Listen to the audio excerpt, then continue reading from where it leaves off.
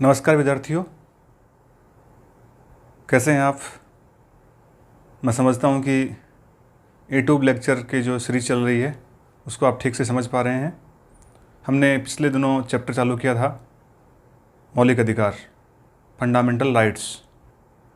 मौलिक अधिकार के चैप्टर में हमने मूल अधिकारों की सामान्य समझ विकसित करने का प्रयास किया था कि मूल अधिकार वास्तव में क्या हैं और किस तरह से वो इम्प्लीमेंट होते हैं। आज हम पुनः समझ आधारित ही एक व्याख्यान ले रहे हैं। आज हम फिर से ऐसा कोई चैप्टर नहीं ले रहे हैं, ऐसा कोई तथ्य नहीं ले रहे हैं और ऐसे आर्टिकल भी नहीं उठाएंगे जो मूल अधिकारों का संविधान में वर्णन करते हैं, बल्कि हम मूल अधिकारों से पहले की जो पृष्ठभूमि है उसको तैयार कर रहे हैं। इसी श्रृंखला में हम आज आर्टिकल 13 का अध्ययन करेंगे। आपको पता है कि संविधान के भाग 3 में आर्टिकल 12 से लेकर 35 तक मूल अधिकार दिए हुए हैं, लेकिन पहले वाले जो चैप्टर था, पहला वाला अपना व्याख्यान था, उस व्याख्यान में हम केवल ये पढ़ चुके हैं कि राज्य क्या है अनुच्छेद 12 में और राज्य है वो कैसे इम्प्लीमेंट करता है मूल अधिकारों को। तो आज का जो संक्षिप्त चैप्टर है हमारा, उसका नाम है आर्टिकल 13।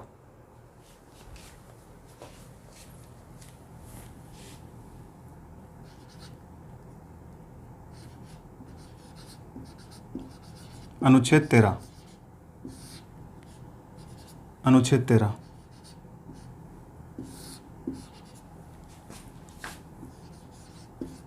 मूल अधिकारों से जुड़ा हुआ है।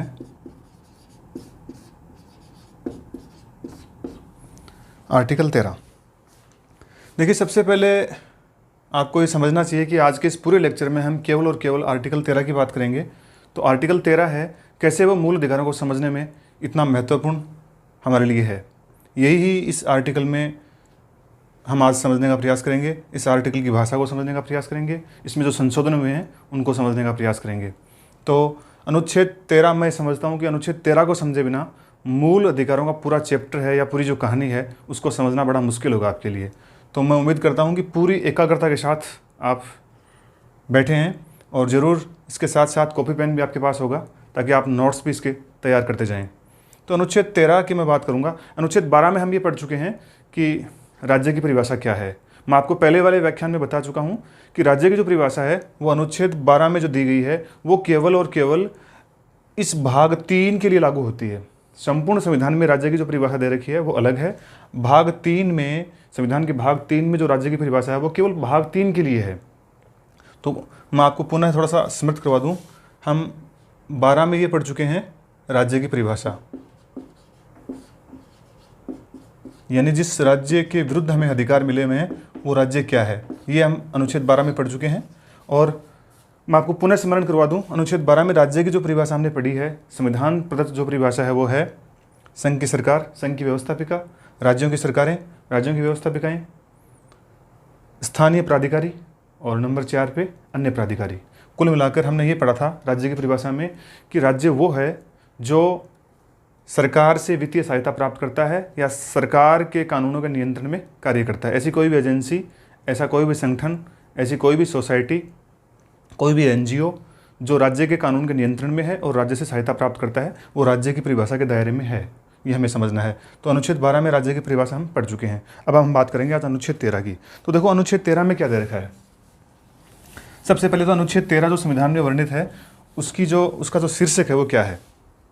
तो अनुच्छेद 13 जो संविधान में वर्णित है उसका जो शीर्षक है वो है मूल अधिकारों से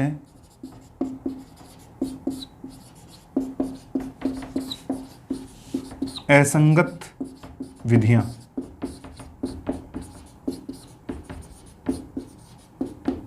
मूल अधिकारों से असंगत विधियां, या हम कह सकते हैं मूल अधिकारों का अल्पीकरण करने वाली विधियां, ये इसका शीर्षक है अनुच्छेद 13 का। भाग 3 का जो आर्टिकल 13 है उसका शीर्षक है मूल अधिकारों से असंगत विधियां।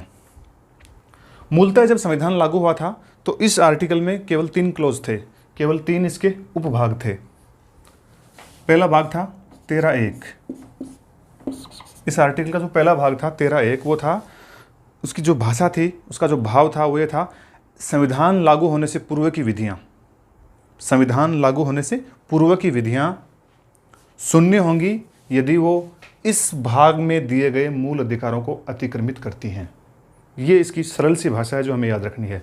अर्थात हम समझते हैं कि संविधान लागू हुआ है 26 जनवरी 1950, उससे पहले भी देश में कुछ विधियां थी जो काम कर रही थी, और आज़ादी के बाद में संविधान लागू होने के पश्चात भी वो विधियां ठीक वैसे ही काम करती चली गई हैं। तो ऐसी विधियां जो संविधान लागू होने से पूर्व की हैं, और वो विधियां यदि इस भाग में दिए गए मूल अधिकारों का उल्लंघन करती हैं, अतिक्रमण करती हैं, तो वो शून्य होंगी।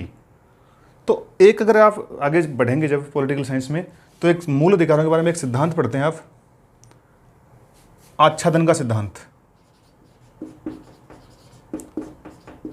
आच्छादन का सिद्धांत वास्तव में जो सिद्धांत है वो अनुच्छेद 13 की पहली क्लॉज के साथ जुड़ा हुआ है। अनुच्छेद 13 की जो पहली क्लॉज है वो परिभाषित करती है कि संविधान लागू होने से पूर्व की विधियां, अगर वो विधियां मूल अधिकारों से असंगत हैं, मूल अधिकारों को अतिक्रमित करती हैं, उनको चोट पहुंचाती हैं या उनके साथ असंगत हैं, तो वो विधियां अपने आप में शून्य हो जाएंगी, समाप्त हो जाएंगी, खत्म हो जाएंगी। तो आच्छादन का सिद्धांत का मतलब है मूल अधिकार हैं वो उन विधियों को आच्छादित कर देंगी, यानी उनकी छाया में आ जाएंगी, उनके प्रभाव में आ जाएंगी, उनके नीचे दब जाएंगी, वो यानी काम नहीं कर पाएंगी। तो ये आच्छादन का सिद्धांत है। आच्छादन का सिद्धांत बेसिकली संविधान में आप जब आगे पढ़ेंगे तो आपके सामने आएगा कि मूल अधिकारों से जुड़ा हुआ आच्छादन का सिद्धांत क्या है। तो आच्छादन का मतलब है छा देना या दबा देना या ऊपर आ जाना। तो ऊपर कौन आ रहा है? मूल अधिकार। किसके? ऐसी विधियों के ऊपर आ रहे हैं जो विधियां संविधान लागू होने से पूर्व की हैं और वो मूल अधिकारों का उल्लंघन करती हैं। ऐसी विधियां आच्छादित नहीं होंगी जो मूल अधिकारों से संगत हैं। केवल ऐसी विधियां ही लैप्स हो जाएंगी, समाप्त हो जाएंगी, शून्य हो जाएंगी जो मूल अधिकारों का विरोध करती हैं। तो ये आच्छादन का सिद्धांत है, वो आर्टिकल 13 के पहले क्लोज के साथ जुड़ा हुआ है। ये हमें थोड़ा सा ध्यान रखना है इसमें। आर्टिकल 13 के जब दूसरा क्लोज है, क्लोज 2, उसकी जो भाषा है, यानी इसको 13 को मैं लिख सकता हूं संविधान पूर्व की विधियां। संविधान पूर्व की विधियां। दूसरा जो है इसका क्लोज 13(2). 13(2) की जो भाषा है वो है कि राज्य ऐसी विधि नहीं बनाएगा जो इस भाग के द्वारा प्रदत्त मूल अधिकारों का उल्लंघन करती हो। यानी राज्य, जो हम आर्टिकल 12 में वर्णित राज्य की परिभाषा है उसके माध्यम से जान चुके हैं कि राज्य क्या है। अब वो राज्य ऐसी कोई विधि नहीं बनाएगा, ऐसा कोई कानून नहीं बनाएगा, ऐसा कोई नियम, आदेश, अध्यादेश जारी नहीं करेगा जो इस भाग में दिए गए मूल अधिकारों का उल्लंघन करती हों। बेसिकली हम ये कह सकते हैं इस आर्टिकल के बारे में कि न्यायिक पुनरावलोकन जो शब्द है जिसको हम आगे पढ़ेंगे, अभी मैं केवल नाम के लिए चर्चा कर रहा हूँ। न्यायिक पुनरावलोकन, न्यायिक पुनरावलोकन का जो आधार है भारतीय संविधान में वो आर्टिकल 13 है और आर्टिकल 13 का क्लोज 2 है। ये हमें ध्यान देना है क्योंकि इसकी जिस आर्टिकल की जो भाषा है वो भाषा ये कहती है कि राज्य ऐसी विधि नहीं बनाएगा जो इस भाग द्वारा प्रदत्त अधिकारों का उल्लंघन करती हों, अतिक्रमण करती हों, उसको ठेस पहुँचाती हों, और जिस मात्रा में उल्लंघन करती हों, जिस मात्रा में ठेस पहुँचाती हों, उसी मात्रा में वो न्यून हो जाएंगी, समाप्त हो जाएंगी। तो न्यायिक पुनरावलोकन का जो आधार है, हम जानते हैं कि भारतीय संविधान में न्यायिक पुनरावलोकन की जो व्यवस्था है वो स्पष्ट रूप से नहीं है, कहीं भी स्पष्ट रूप से नहीं लिखा हुआ है कि ये न्यायिक पुनरावलोकन इस तरह से होगा। तो मैं कह सकता हूँ कि मूल अधिकारों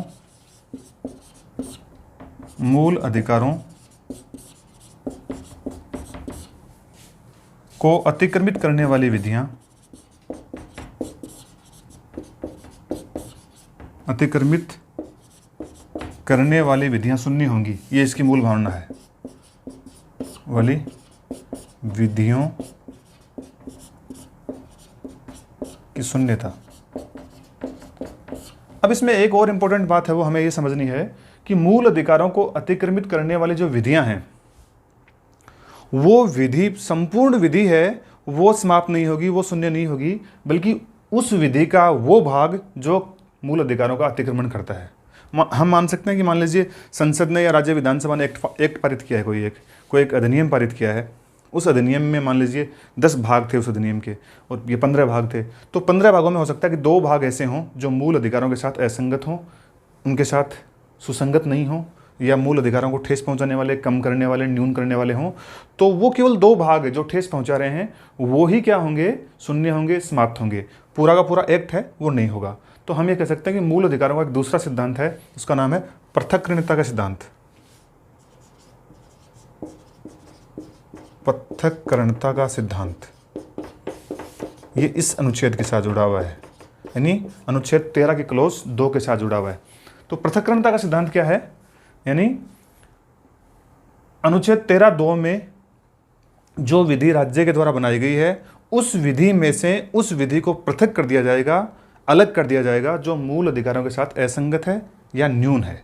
ये इसका मूल भाव है। तो पृथक्करणीयता का सिद्धांत है वो उसके साथ जुड़ा हुआ है। न्यायिक पुनरावलोकन जो शब्द हमारे संविधान में बहुप्रचलित है वो भी यहीं से निकला हुआ है। हम जानते हैं कि न्यायिक पुनरावलोकन है वो भारतीय संविधान में सुस्पष्ट ढंग से अंकित नहीं है, कहीं भी किसी भी आर्टिकल में अप्रत्यक्ष रूप से है। उसका भाव है वो 13(2) में है न्यायिक पुनरावलोकन का। तो इसका दूसरा क्लोज है। अब हम बात करेंगे तीसरे क्लोज की। तो 13 का जो क्लोज 3 है उसकी हम बात कर लें तो देखो दोनों जो क्या हुआ है, यहाँ भी देखो संविधान पूर्व की विधियाँ, विधि शब्द आ रहा है यहाँ पे, संविधान पूर्व की विधियाँ शून्य हो जाएंगी अगर वो मूल अधिकारों के साथ असंगत हैं। यहाँ पे देखो मूल अधिकारों को अतिक्रमित करने वाली विधियाँ, फिर से विधियाँ आ रही हैं। तो इस आर्टिकल 13 के क्लोज 3 में विधि शब्द को परिभाषित किया गया कि विधि क्या है, विधि क्या है। तो विधि की परिभाषा जो है वो इसी आर्टिकल में जो क्लोज 3 है उसका, उसमें दी गई है। तो देखो विधि की जो परिभाषा इस आर्टिकल में लिखी हुई है उसको हमें देखना है। देखो इस विधि में बेसिकली जो शब्द शामिल किए गए कि विधि क्या है, उसमें एक तो अधिनियम, अध्यादेश,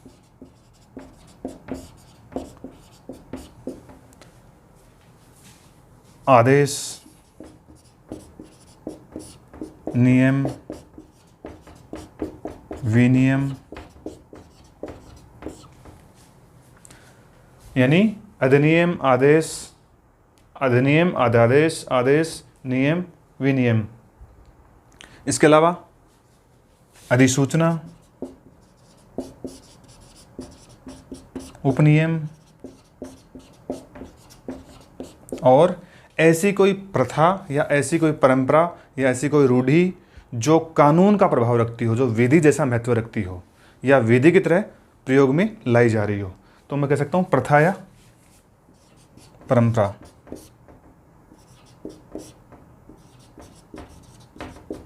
इनको विधि माना गया है, यानी संसद द्वारा बनाया गया कोई अधिनियम, राज्य विधानसभाओं द्वारा पारित कोई कानून, राष्ट्रपति राज्यपाल द्वारा जारी किए गए अध्यादेश। आदेश का मतलब है सरकार की जो विभिन्न बॉडियां हैं, जैसे हम कह सकते हैं कि संघ सरकार की जो विभिन्न इकाइयां हैं उनके अधिकारी और कर्मचारी जो अधिनियम बनाए गए हैं उनकी अनुपालना में बनाए गए नियम, विनियम या अधिसूचना, उपनियम और लास्ट में प्रथा या परंपरा, ये सब विधि का रूप है। आर्टिकल 13 की जो विधि की परिभाषा है उसमें ये बिंदु शामिल किए गए हैं, ये इसकी लैंग्वेज है ऐसी की ऐसी। तो ये विधि है, यानी कहने का मतलब है ये चीज़ें अगर यहाँ पे इस और इस अनुच्छेद में अगर कहीं आ जाएंगी और वो अतिक्रमित करती हैं तो वो शून्य हो जाएंगी। ठीक है, अब हम पढ़ेंगे 13 का अनुच्छेद 13 का क्लोज 4।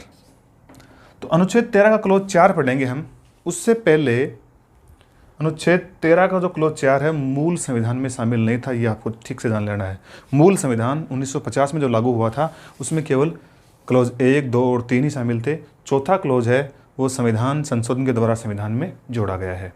और आज का जो हमारा व्याख्यान है उस व्याख्यान का असली उद्देश्य यही है कि 13(4) का जो क्लोज है, अनुच्छेद 13 में चौथा जो क्लोज जोड़ा गया है उसकी कहानी क्या है और कैसे वो मूल अधिकारों के साथ घनिष्ठता के साथ जुड़ा हुआ है। तो यही हमारा पूरा इस व्याख्यान का उद्देश्य है और इसको हमें ठीक से समझना है। तो 13(4) अभी के लिए मैं इतना बता देता हूँ आपको कि अनुच्छेद 13(4) जो है उस 24वें संविधान संशोधन 1971 के द्वारा संविधान में जोड़ा गया है। 13(4) में क्या जोड़ा गया है अभी हम लेक्चर के व्याख्यान के अंत में मैं आपको ये बताऊंगा। तो अभी के लिए आप इतना ही समझें। तो 13(4) की जो कहानी है और जो 13 का विवाद है उसको हम जानेंगे अभी। उससे पहले हमें ये जानना है कि देखिए भाग 3 और 4 जो संविधान के भाग 3 और 4 हैं उन दोनों की मोटे तौर पर मैं चर्चा कर लेता हूँ आपके सामने। देखो भाग 3,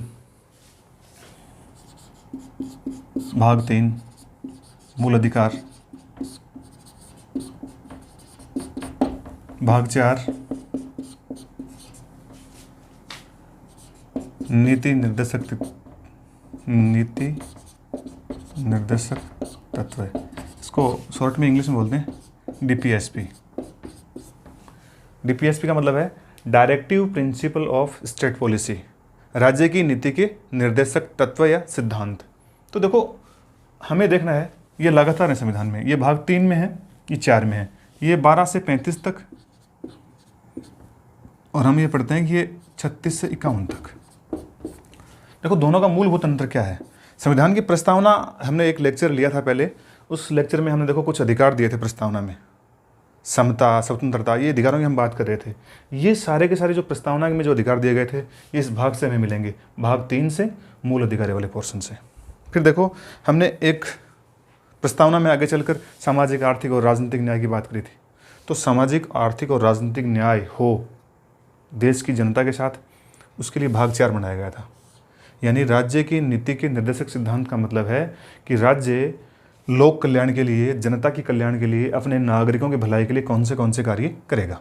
तो ये जो भाग था ये पूरा का पूरा 36 से 51 तक, यानी लोक कल्याणकारी राज्य की स्थापना करने के लिए। यानी मैं ये कह सकता हूँ बिल्कुल संक्षिप्त भाषा में कि मूल अधिकार व्यक्ति को दिए गए थे, यानी ये व्यक्ति के अधिकार थे, और ये इधर इसमें राज्य के कर्तव्य थे, ये राज्य को ऐसा करना चाहिए। दोनों में मूलभूत अंतर यह था कि ये न्यायालय में वाद योग्य हैं, ये न्यायालय में वाद योग्य नहीं है, दोनों में ये अंतर था। लेकिन ये नीतियां हैं जिनके लिए संविधान इनसे अपेक्षा करता है, इस भाग से अपेक्षा करता है कि इस भाग की जो नीतियां हैं, इनमें जो कुछ बिंदु लिखे हुए हैं, उनकी अनुपालना में नीतियां बनाई जाए और लोक कल्याणकारी राज्य की स्थापना की जाए। तो देखो इसमें थोड़ा सा कॉन्ट्राडिक्शन है, थोड़ा सा अंतर्विरोध है दोनों बातों में। देखिए मूल अधिकारों में अगर मैं बात कर लूँ आपके सामने, तो नागरिकों को मूल अधिकार जब हम देंगे, तो देखो 7 मूल अधिकार मूल रूप से संविधान में दिए गए थे। उसमें से मैं ये कह सकता हूँ एक मूल अधिकार संपत्ति का मूल अधिकार भी दिया गया था। अभी आज वर्तमान समय में हम संपत्ति का जो अधिकार है वो मूल अधिकार नहीं बचा है, लेकिन मूल अधिकार मूल संविधान में 7 थे और उसमें संपत्ति का मूल अधिकार भी शामिल था। तो देखो संपत्ति का मूल अधिकार का मतलब है संपत्ति अर्जन करने का अधिकार, रखने का अधिकार, उसका मैनेज करने का अधिकार, ये संपत्ति के अधिकार में शामिल था। इधर अगर हम नीति निर्देशक तत्वों में बात करें तो देखो ये न्याय की बात करते हैं, तो उसमें न्याय है, तो उसमें एक आर्थिक न्याय भी है, और आर्थिक न्याय का मतलब है समानता की स्थापना करना, और समानता की स्थापना करने का मतलब है संपत्ति का वितरण भी समान ढंग से किया जाए, या यथासंभव राज्य ये प्रयास करे कि समाज में संपत्ति है उसका जो निरूपण है, वितरण है, वो समान रूप से हो। तो इधर हम मान लो संपत्ति अब बराबर कैसे होगी भाई, संपत्ति समान रूप से वितरण कैसे होगा, जब तक आपके पास जो संपत्ति उपलब्ध है उसका वितरण नहीं करोगे आप। तो संपत्ति जो उपलब्ध थी वो किन्हीं व्यक्तियों के, संस्थाओं के, उनके दायरे में थी, उनके कब्जे में थी। अब उनसे संपत्ति लेकर ही तो आप यहाँ पे आर्थिक न्याय की स्थापना कर सकते हो। तो यहाँ से जब संपत्ति छीनी गई तो यहाँ क्लेम ये हुआ कि नागरिक के मूल अधिकार हैं वो छीन लिए गए हैं। तो यहाँ से ये इनमें दोनों में शुरू से अंतर्विरोध था। इस भाग को पूरा करने के लिए इस भाग से कुछ लेना पड़ रहा था, तो मूल अधिकार के नाम पर व्यक्ति दावा कर रहा था कि ये यहाँ पे देना, मेरी संपत्ति छीनना गलत है। तो ये इसमें कॉन्ट्राडिक्शन था, और ये कॉन्ट्राडिक्शन चला इसी वजह से संविधान का जो अनुच्छेद 13 है उसका भाग 4 क्लॉज 4 लाया गया था। तो अब हम समझते हैं कि दोनों भागों में जो कॉन्ट्राडिक्शन था, अंतर्विरोध था, या जो टकराहट थी वो कैसे थी। एक आपने बहुचर्चित मामला सुना होगा, शंकरी प्रसाद का मामला।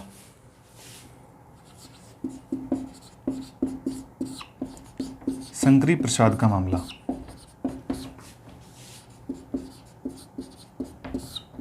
1951 का मामला है। ये 1951 में इस मामले में फैसला आया था।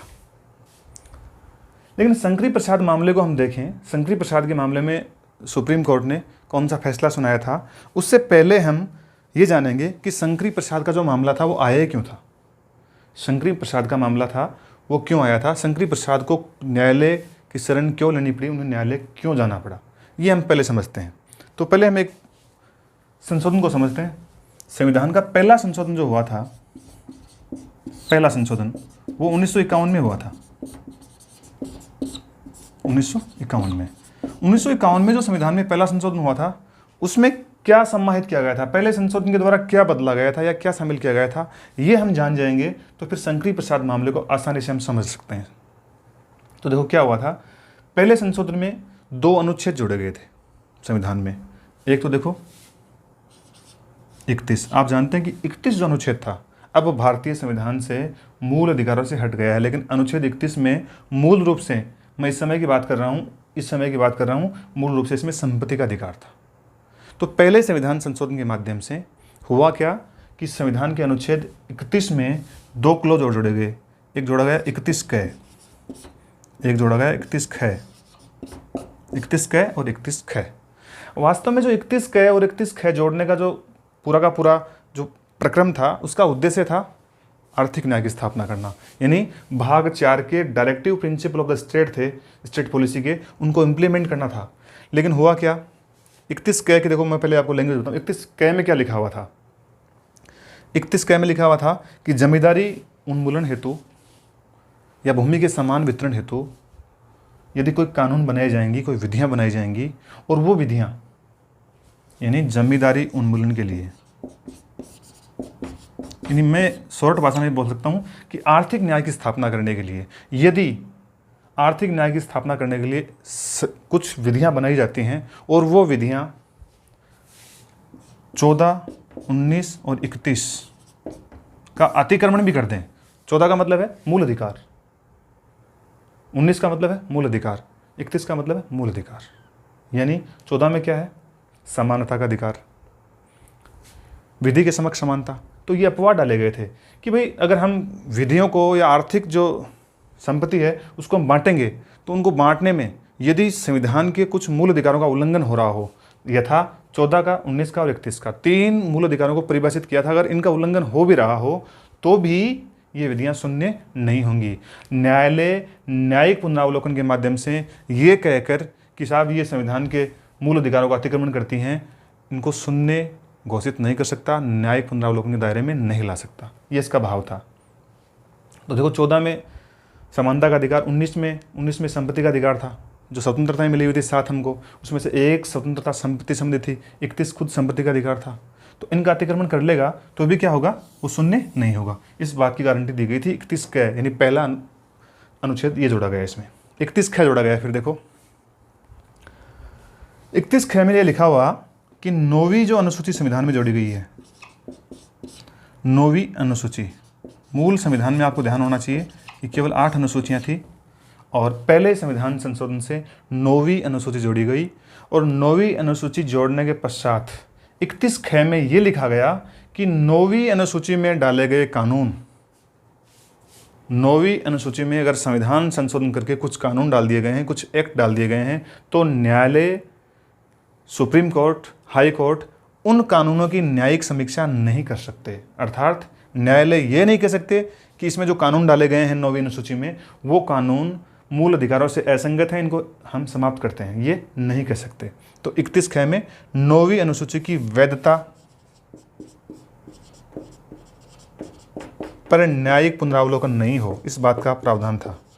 न्यायिक पुनरावलोकन को रोका गया था। और तीसरा मैं बता रहा हूँ, इसका मुख्य प्रावधान था वो ये भी था कि 9वीं अनुसूची जोड़ दी गई संविधान में। तो ये पहला संशोधन था संविधान में जो हुआ था। अब इस संशोधन से क्या हुआ, शंकरी प्रसाद के जो संपत्ति संबंधी अधिकार थे वो चले गए इससे। अब देखो आप, जिस कानून के माध्यम से शंकरी प्रसाद की संपत्ति को छीना गया था वो चली गई अब 9वीं अनुसूची में। अब उस पर न्यायिक पुनरावलोकन नहीं हो सकता, न्यायिक पुनरावलोकन नहीं हो सकता तो फिर वो कानून अपने आप में ठीक है, संपत्ति चली जाएगी। तो कहने का मतलब था कि इस कानून से विशेष रूप से जो संपन्न वर्ग के लोग थे, राजा या जमींदार टाइप के लोग थे, उनको फ़ायदा हो रहा था और उनसे उनको प्रॉब्लम हो गई। साहब ये जो पहला संशोधन है ये गलत है संविधान में। अब वो गलत किस आधार पे है वो अब हम देखते हैं कि शंकरी प्रसाद है वो कोर्ट जाते हैं इन 3 चीज़ों के खिलाफ, यानी पहले संशोधन के खिलाफ, और वो चाहते हैं कि कोर्ट है वो इस पहले संशोधन को अवैध, शून्य या समाप्त घोषित कर दे। इसको अवैध मानते हैं वो, और कोर्ट में उनकी दलील हम देखते हैं। तो शंकरी प्रसाद का जो मामला है उसको हम देखेंगे। अब देखो शंकरी प्रसाद का जो प्रमुख तर्क रहता है कोर्ट में, उस तर्क की सबसे पहले हम बात करेंगे। लेकिन इनका तर्क था दो कोर्ट में, वो ये था तर्क यह था कि साहब जो संविधान के अनुच्छेद 13 में जो विधि की परिभाषा दी गई है, उस विधि की परिभाषा में मैंने आपको भी बताया था 6-7 बिंदु, उसमें 8 बिंदु डाले गए हैं, उसमें एक अधिनियम भी है। तो शंकरी प्रसाद ने तर्क दिया कि साहब संविधान संशोधन अधिनियम एक्ट, संविधान संशोधन अधिनियम, जो पहला संविधान संशोधन अधिनियम है वो भी अपने आप में अधिनियम है। और वो जब अधिनियम है तो ऐसे अधिनियम को क्लोज 13(3) में जो बातें लिखी हुई हैं कि साहब ऐसा अधिनियम, आदेश, विनियम, उसको सबको शून्य घोषित कर सकते हैं जो मूल अधिकारों को न्यून करते हैं। तो ये जो अधिनियम है, यानी पहला संविधान संशोधन अधिनियम है, ये मेरे संपत्ति संबंधी अधिकारों को न्यून करता है, अल्प करता है। तो इसको क्या करना चाहिए, मूल अधिकारों से असंगत मानते हुए इसको समाप्त घोषित कर देना चाहिए। अर्थात पहले संविधान संशोधन को शून्य घोषित किया जाना चाहिए। ये तर्क था शंकरी प्रसाद का कोर्ट में। और कोर्ट का जो फैसला है वो सुनिए आप ध्यान से। न्यायालय का जो फैसला है, उस फैसले में न्यायालय ये कहता है कि भाई संविधान संशोधन वाली विधि, आप एक चीज़ और ध्यान में देख लें आप यहाँ पे। देखो संविधान में संशोधन के लिए 2 विधियाँ दी हुई हैं, अनुच्छेद 368 में, भाग 20 में। तो भाग 20 में यानी जो पहला संशोधन हुआ है उसको आप समझेंगे तो संशोधन किससे हुआ, अनुच्छेद 368 के माध्यम से। अनुच्छेद 368 के जो 2 क्लोज हैं, देखो 2 क्लोज दे रखे हैं उसमें। पहले में तो ये लिखा हुआ है 368 वाले क्लोज में, पहले क्लोज में ये कि संविधान में संशोधन कौन कर सकता है, तो संसद और जो राज्य की व्यवस्थापिकाएं भाग लेती हैं उसका वर्णन किया गया है। 2 विधियों की बात करी इस विधियों से। दूसरे में देखो प्रोसीजर की बात की गई है। तो 2 क्लोज थे मूल रूप से, संशोधन कौन करेगा और कैसे करेगा, यानी कौन और कैसे। मैं ये कह सकता हूँ कौन और कैसे, ये दोनों चीज़ें संविधान के अनुच्छेद 368 में वर्णित हैं। शंकरी प्रसाद ये चाहते हैं कि चूंकि संविधान संशोधन अधिनियम भी अधिनियम है, वो भी एक कानून है, वो भी एक विधि है, और उस विधि से क्या हुआ है, मेरे संपत्ति संबंधी अधिकारों का हनन हुआ है। अतः इस संविधान संशोधन को समाप्त किया जाए क्योंकि ये मूल अधिकारों के साथ असंगत है। ये तर्क था। फैसला जो है वो सुनिए आप। फैसला ये है कि संविधान संशोधन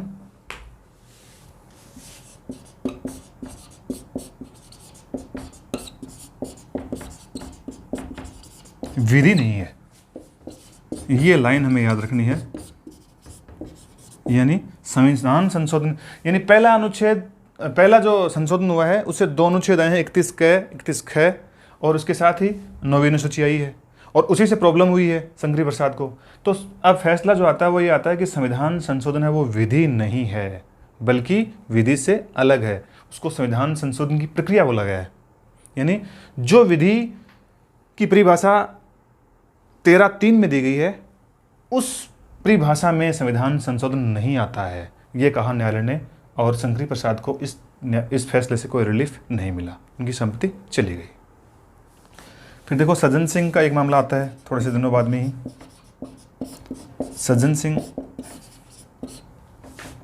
बनाम राजस्थान सरकार। देखो ये सारे जो मामले आते हैं ना इस समय, ये सारे के सारे मामले संपत्ति के साथ जुड़े हुए हैं। सज्जन सिंह बनाम राजस्थान सरकार, ये 1965 का मामला है, और इस मामले में भी यही सेम प्रकरण था। इसमें भी जो संविधान संशोधन है उसको चुनौती दी गई थी, 31 क और ख को चुनौती दी गई थी।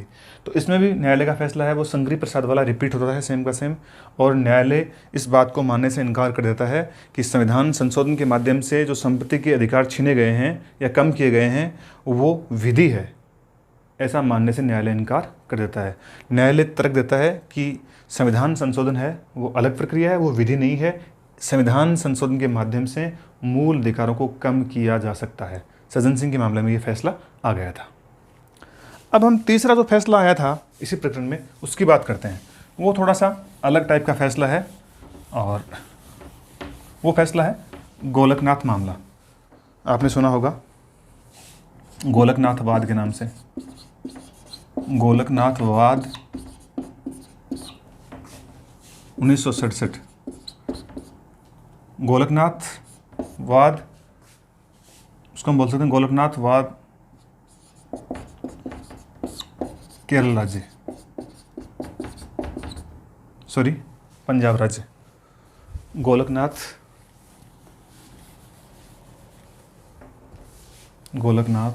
बनाम पंजाब राज्य। ये जो मामला है ये 1967 में आता है और 1967 में इस मामले को लेकर न्यायालय अपना फैसला सुनाता है और ये फैसला थोड़ा सा डिफरेंट टाइप का फैसला है। गोलकनाथ मामले में आपको मुख्य बात ये माननी है या समझनी है कि न्यायालय ने जो टिप्पणी करी है वो क्या है। एक ही शब्दों में मैं कह सकता हूँ कि सज्जन सिंह के मामले में जो फैसला आया था, शंकरी प्रसाद के मामले में जो फैसला आया था, उसको पलट दिया गया। इस फैसले में ये कहा गया संविधान संशोधन भी विधि ही है, यानी इसको ये मान लिया गया कि आर्टिकल 13 के क्लॉज 3 में जो विधि की परिभाषा है उस विधि की परिभाषा में संविधान संशोधन भी शामिल है। चूंकि आर्टिकल 13 के क्लॉज 3 में संविधान संशोधन भी एक विधि ही मान लिया गया है, अतः ऐसी विधि यानी संविधान में संशोधन करने वाली विधि भी यानी संशोधन करके भी मूल अधिकारों में कमी नहीं की जा सकती। संविधान संशोधन भी विधि है, अतः संविधान संशोधनों से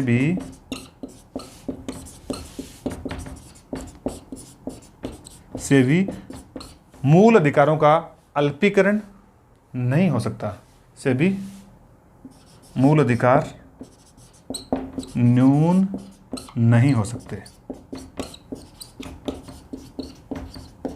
ये इंपॉर्टेंट बात है। गोलकनाथ मामला जिसमें फैसला आया, पहले के जो 2 फैसले थे शंकरी प्रसाद के मामले में और सज्जन सिंह के मामले में, उनको बदल दिया गया। गोलकनाथ का मामला भी वस्तुतः संपत्ति के साथ ही जुड़ा हुआ था, लेकिन यहाँ पे एक ध्यान देना है अपने को। मैं 2 सिद्धांत आपको मूल अधिकारों से जुड़े हुए बता चुका हूँ। एक तो आच्छादन का सिद्धांत है जो क्लॉज 13(1) के साथ जुड़ा हुआ है। दूसरा मैंने पृथक्करणता का सिद्धांत या पृथक्करण सिद्धांत, वो क्लॉज 13(2) के साथ जुड़ा हुआ है। अब तीसरा सिद्धांत आता है यहाँ पे मूल अधिकारों को लेकर, वो आता है भविष्यलक्षी विधि सिद्धांत। भविष्यलक्षी विधि सिद्धांत ये भी मूल अधिकारों के साथ जुड़ा हुआ एक सिद्धांत है। देखो इसमें हुआ यह है कि भविष्यलक्षी सिद्धांत में यह बताया गया है या इस फैसले में यह बताया गया है 1967 में जब यह मान लिया गया कि संविधान संशोधन में विधि है, तो इसका मतलब हो गया कि अब संविधान संशोधन विधि है, लेकिन संविधान संशोधन विधि है और वो मूल अधिकारों का हनन कर रही है। तो 1967 से पहले जो विधियां थी यानी संविधान संशोधन थे जो विधि के रूप में माना है इस फैसले में, उनसे भी मूल अधिकार न्यून हुए हैं, लेकिन उनको हम डिस्टर्ब नहीं करेंगे, उनको हम सही मानते हैं, खारिज नहीं करेंगे। भविष्य में यानी भविष्य में जो अगर ऐसे इस तरह से संशोधन होंगे और वो मूल अधिकारों का अल्पीकरण करेंगे, न्यूनीकरण करेंगे या उनको घटाएंगे, तो ऐसे फैसले भविष्य से लागू होंगे। अर्थात पुनः मैं सरल शब्दों में बता दूं आपको, 1967 से पहले जो संशोधन किए गए थे, इस फैसले के आने से पहले संविधान में संशोधन हुए थे और उन संशोधनों से मूल अधिकार कम हुए थे, वो कम रहेंगे, अब उनमें कोई परिवर्तन नहीं होगा। ये फैसला 1967 के बाद लागू होगा। 1967 के पश्चात संविधान में संशोधन होंगे और वो मूल अधिकारों का अतिक्रमण करेंगे तो उनको समाप्त घोषित कर दिया जाएगा। ये था, तो इसलिए हम बोलते हैं कि गोलकनाथवाद मामले में क्या आया था, भविष्यलक्षी विधि सिद्धांत, कि ये जो फैसला आया है ये भविष्य में लागू होगा, वर्तमान में ये लागू नहीं होगा। अब हम बात करते हैं अंतिम फैसले की। तो 1967 में जो फैसला आया है वो फैसला आने के पश्चात एक संविधान संशोधन हुआ है। एक नहीं बल्कि खूब सारे हुए हैं श्रीमती इंदिरा गांधी के कार्यकाल में, लेकिन हम 2-3 संविधान 67 के बाद में जो हुए हैं उनकी बात करता हूँ आपके सामने। 67 में गोलकनाथ का फैसला आने के पश्चात जो हुए हैं वो देखो कौन से हुए हैं, उनकी बात करूँगा मैं। मुख्यतः 2 की बात करेंगे हम, 24वां और 29वां। ये 2 संशोधन हुए संविधान में, 24वां और 29वां। देखो 24वां क्या था, जिस आर्टिकल 13 को हम पढ़ रहे हैं उसका जो चौथे क्लोज की मैं आपके सामने बात कर रहा था, आर्टिकल 13 का चौथा क्लोज इसमें आया है। देखो 13 का चौथा भाग जोड़ा गया। संविधान में पुनः संशोधन हुआ 1971 में हुआ, और संशोधन करके संसद ने दो चीज़ें लिखी, दो चीज़ें संविधान के विभिन्न भागों में लिखी। एक तो लिखी 13 में, यानी 13 का क्लोज 4 बनाया गया। दूसरा अनुच्छेद 368 में क्लोज 30 जोड़ा गया। यानी 368 में 1971 से पहले केवल 2 क्लोज थे। 1971 के 24वें संशोधन से संविधान में तीसरा क्लोज जोड़ा गया है। और वैसे ही 24वें संशोधन 1971 से पहले अनुच्छेद 13 में केवल 3 क्लोज थे, चौथा क्लोज इससे जोड़ा गया है। और इन दोनों में कमोबेश एक ही बात लिखी गई, दोनों में एक ही बात लिखी गई कि संविधान संशोधन अधिनियम है वो विधि नहीं है। संविधान देखो, शंकरी प्रसाद के मामले में क्या हुआ है, सज्जन सिंह के मामले में क्या हुआ है, विशेष रूप से गोलकनाथ मामले में क्या मान लिया गया था, गोलकनाथ वाले मामले में ये मान लिया गया कि संविधान संशोधन भी विधि ही है, और वो विधि भी मूल अधिकारों का न्यूनीकरण नहीं कर सकती, मूल अधिकारों को कम नहीं कर सकती। तो यहाँ पे क्या माना गया, संविधान संशोधन विधि नहीं है।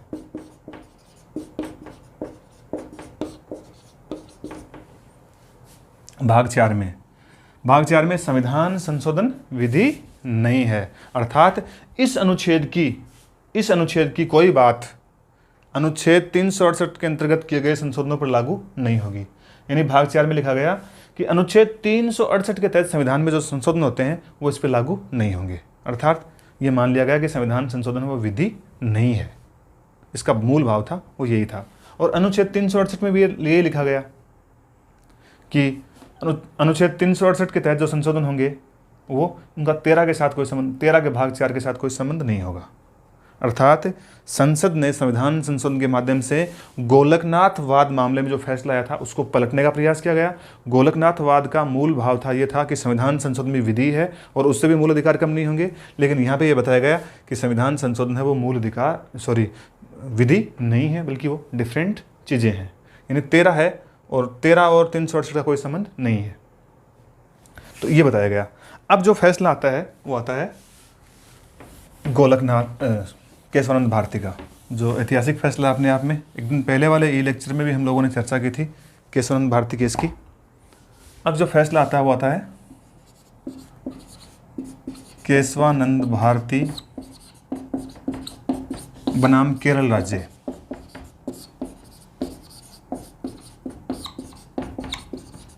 और ये मामला है, फैसले की जो डेट है वो है 24 अप्रैल 1973। इस फैसले में क्या होता है वो देखते हैं। देखिए, फैसले की पृष्ठभूमि है वो ये है कि केशवानंद भारती हैं, वो केरल के किसी एक मठ के मठाधीश हैं। मठ के जो संपत्ति है उसके पास खूब सारी, उस संपत्ति के ट्रस्टी हैं और उस संपत्ति के का संचालन कर रहे हैं। मतलब संपत्ति का नियंत्रण है वो पूरा का पूरा उनके हाथ में है। केरल राज्य की सरकार ने एक भूमि सुधार कानून बनाया, लैंड रिफॉर्म एक्ट बनाया, और लैंड रिफॉर्म एक्ट बना के इस संपत्ति को सरकार के नियंत्रण में लिया। यानी केशवानंद भारती जो ट्रस्ट बना हुआ था उसकी संपत्ति को अपने नियंत्रण में ले लिया। ठीक है। और इस संपत्ति को केरल के जिस एक्ट ने लिया था, यानी केरल सरकार ने एक्ट बनाकर केशवानंद भारती की संपत्ति को छीन लिया था, उसका प्रबंधन अपने हाथ में ले लिया था। और ये जो कानून था, इस कानून पे न्यायिक पुनरावलोकन नहीं हो, कहीं न्यायपालिका उसको समाप्त नहीं कर दे, सुनने नहीं कर दे मूल अधिकारों से न्यून होने के कारण। इसलिए 29वें संशोधन के माध्यम से 29वां संशोधन हुआ और 29वें संशोधन से इसको 9वीं अनुसूची में डाल दिया गया।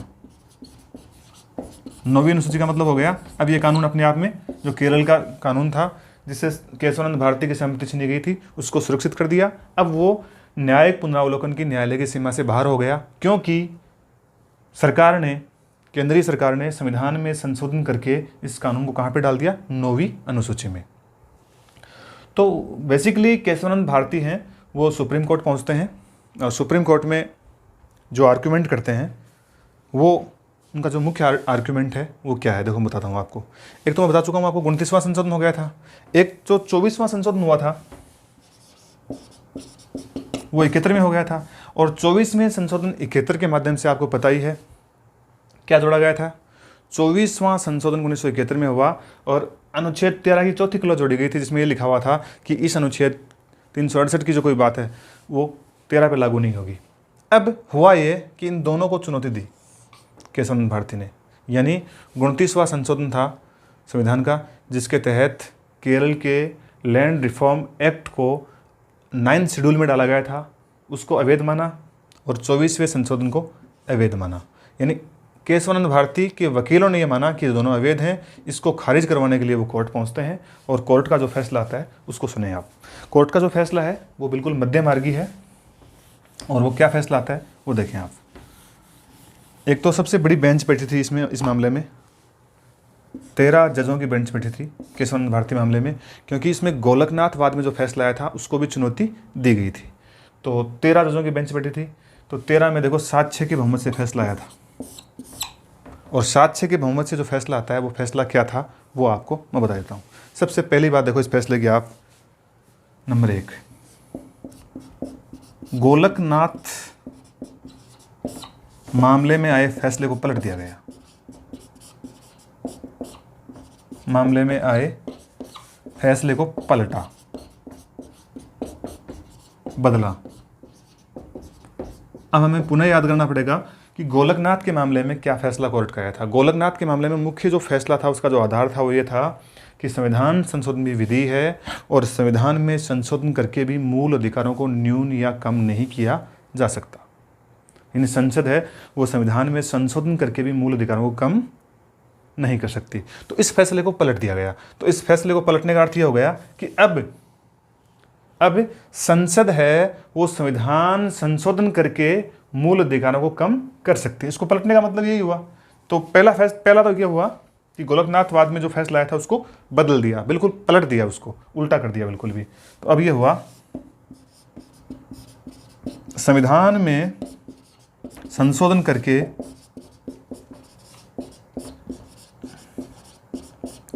मूल अधिकारों को न्यून किया जा सकता है। मूल अधिकार न्यून किए जा सकते हैं।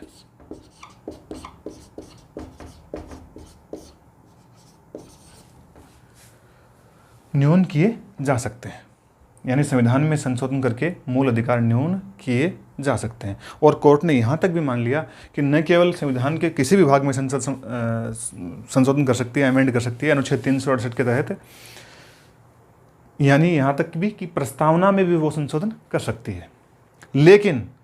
लेकिन केशवानंद भारती मामले में ये माना गया, लेकिन संसद की संविधान में ये संशोधन करने की जो शक्ति है वो संविधान का पुनर्लेखन करने के बराबर नहीं है।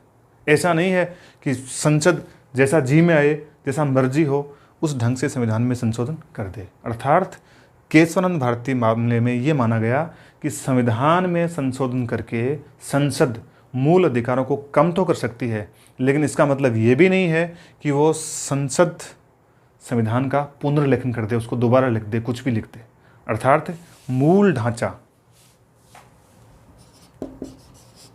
यानी मूल ढांचे का सिद्धांत यहाँ पे आया था। मूल ढांचा न्यायालय ने माना 7-6 के फैसले से कि संविधान का कुछ मूल ढांचा है, उस मूल ढांचे में परिवर्तन नहीं किया जा सकता। मूल ढांचे का मतलब है बेसिक स्पिरिट, संविधान की जो बेसिक स्पिरिट है। और मूल ढांचे की परिभाषा इस फैसले में नहीं बताई उन लोगों ने। उन्होंने कहा कि मूल ढांचा क्या है, न्यायपालिका समय समय पर ये बताती रहेगी। लेकिन कुछ चीज़ें जैसे उन्होंने बताई कि भाई संसदीय प्रजातंत्र है, लोकतंत्र है, ये चीज़ें हैं, ये मूल ढांचे का हिस्सा है। धर्मनिरपेक्ष या पंथ निरपेक्ष संविधान है, संसदीय प्रणाली है, जो स्वतंत्र न्यायपालिका, ये मूल ढांचे का हिस्सा है। तो आप, यानी न्यायालय ने तर्क दिया कि आप संविधान सभा नहीं हो। संविधान सभा ने संविधान बनाया था जिसमें मूल अधिकार लिखे हुए थे। आप संविधान सभा नहीं हो, आप संसद हो। अर्थात पुनर्लेखन आप संविधान का दोबारा नहीं कर सकते। लेखन का कार्य था वो संविधान सभा का था। अब आप इसमें केवल परिवर्तन कर सकते हो, मूल अधिकारों को न्यून कर सकते हो, लेकिन आप संविधान के मूल भाव को, मूल ढांचे को, बेसिक स्पिरिट को नहीं छेड़ सकते, उसको नहीं बदल सकते। तो ये मूल ढांचे का यहाँ पे आया था। अब ये इस फैसले में ये भी निर्धारित हुआ कि संसद के द्वारा अगर कोई संशोधन किए जाएंगे मूल अधिकारों में, तो वो इस आधार पर न्यायिक पुनरावलोकन के विषय होंगे कि उन्होंने मूल ढांचे का अतिक्रमण तो नहीं किया है। संसद क्या करेगी? संविधान के किसी भी मूल अधिकार में संशोधन कर सकती है, संशोधन कर देगी। लेकिन न्यायपालिका ये देखेगी कि ये जो संशोधन किया गया है ये केवल मूल अधिकार में ही किया गया है, या मूल अधिकार जिसमें किया गया है वो कहीं संविधान का बेसिक स्ट्रक्चर तो नहीं था, बेसिक स्पिरिट तो नहीं थी, उसको नहीं बदल दिया गया है। ये इसमें इतना महत्वपूर्ण फैसला आया था। तो इस तरह से आज मैं समझ पाया हूँ कि संविधान के भाग 3 में जो अनुच्छेद 13 है और 13 में जो क्लोज 4 हैं, उन चारों क्लोजों को जान चुके होंगे। चौथे क्लोज के पीछे इतनी कहानी थी जो मैंने आपको बता दी है। मैं उम्मीद करता हूँ कि आप इस लेक्चर को ठीक से समझ पाए होंगे। धन्यवाद।